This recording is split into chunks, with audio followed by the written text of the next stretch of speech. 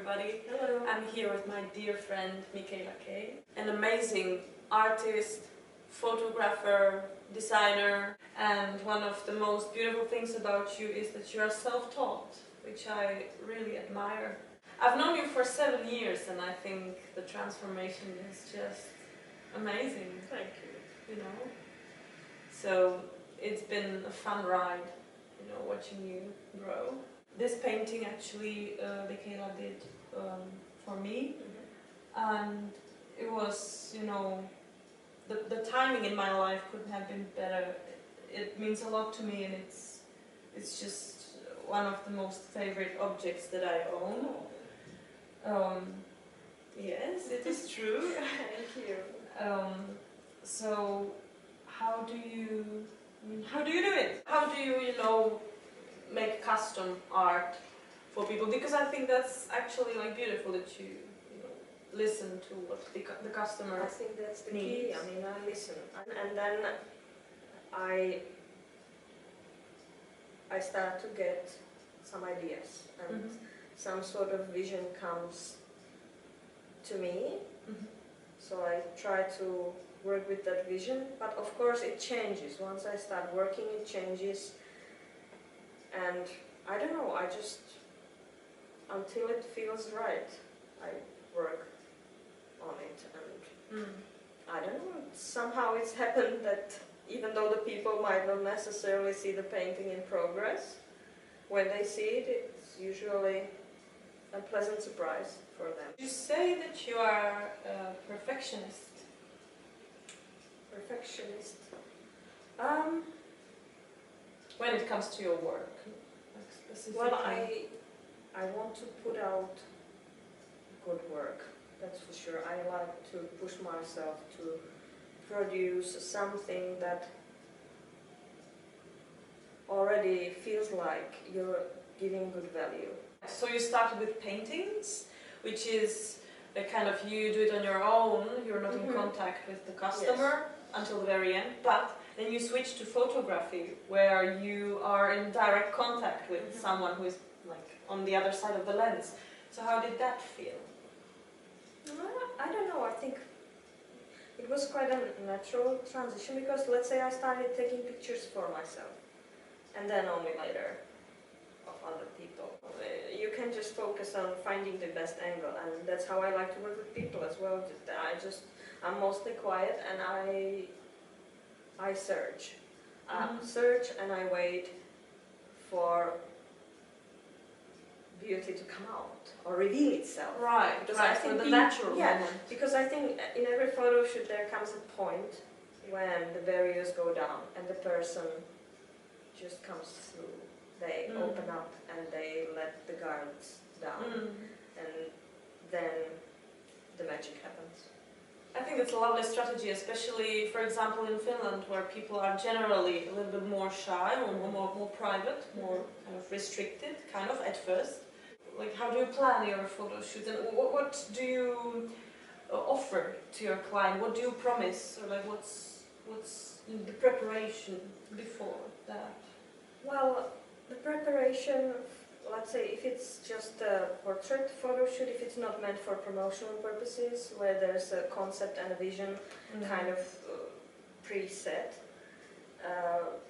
then the preparation is just to connect with the person and find out about their likes and dislikes, their hopes, or what they would like to recreate, or we can go through some photos that they find is inspiring and have them as the basis, and then maybe I just also explain like how I work, so they understand what they're getting themselves into, and I just try to make them relax and not worry too much about stuff. That I don't want to be a director telling them how to tilt their head or... Yeah, right. Yeah, like, I've been photographed by several people, and I feel that sometimes, like, in search for the best light or the best angle, they lose me, or like I completely lose the perfect feeling for it, or the focus, because they just keep, like, you know, tilting my head and you know, positioning me, and it's kind of annoying. So I appreciate your style. I think it's a great style that you should hold on to. And I'm your fan in this, really, so that's cool. I mean, it happened for me because my friend is a photographer, and when he took photos of me, he was using a similar approach, not talking too much, not directing too much, and more like encouraging. And I think for the first time I saw myself in a different light, and I would like to give it or offer this to other people, because it's just a beautiful thing when you see yourself and you're happy with what you're seeing, because so often, especially women, they don't see themselves as beautiful enough or even worth photographing. Quite often people tell me, I'm not photogenic, I look ugly in every photo. And I just want to shake them. I'm like, yeah, right, yeah. Just give me a chance and I'll prove you wrong. Yeah. Because I believe it can happen, but it needs time. I mean, I don't expect people to be supermodels, 5 minutes into the shoot. So that's why I don't have some like 30-minute limit for my photo shoot. I always reserve a bit more time because it takes time. It takes time to sort of forget about the camera. How much time do you spend with one photo shoot in general, if you should count all the work that's related? Well, depends. If it's a portrait photo shoot, then maybe 1 or 2 hours shooting with the person, so on location, and then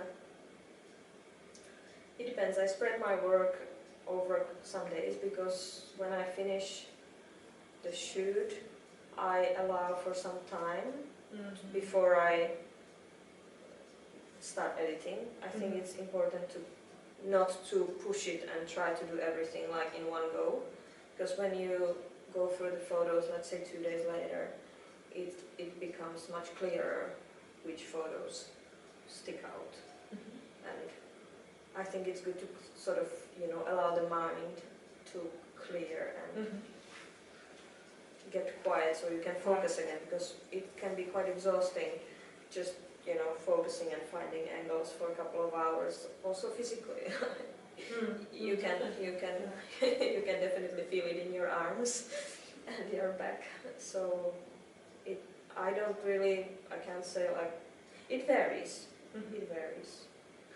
Promo shoots are maybe more demanding because you're also doing more with the editing, and although I don't really manipulate my photos that much. If there is one thing that is like really astonishing, it is the fact that you don't use that much of a Photoshop, and yet the photos look pretty polished and like really lovely and natural. The natural beauty aspect is just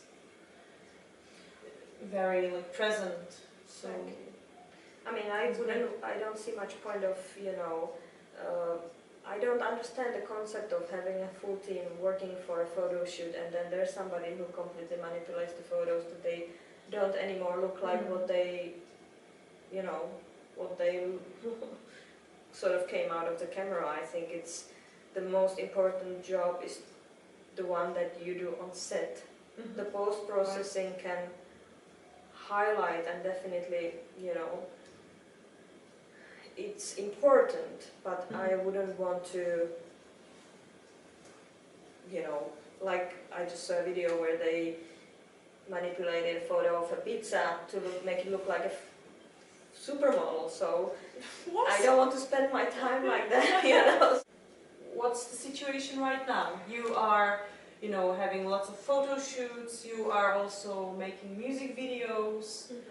What else is going on? That's my main focus. I mean, I've also done some design work, like I've designed your website, and I've designed a couple of other websites, and I also try to coordinate the content on those pages and help those people to. So you're a self-taught internet wizard at the Well, I same kind of time. like to learn different things. Alright. Thank you very much. Thank you. Ladies and gentlemen, this is Michaela Kei.